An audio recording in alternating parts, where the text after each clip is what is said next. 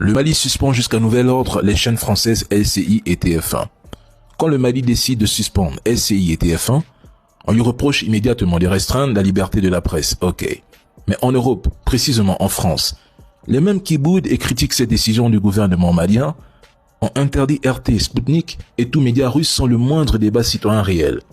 Si selon eux, les Maliens doivent abandonner leurs médias pour écouter LCI, alors concernant la guerre en Ukraine, que les Français commencent par abandonner LCI pour suivre les médias russes.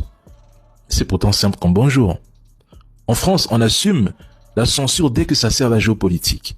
En Afrique, vous n'avez surtout pas le droit de le faire. Donc, si la France estime que protéger son opinion publique justifie une suspension, pourquoi un État africain n'aurait-il pas le même droit souverain quand il estime qu'un média étranger nuit à sa stabilité?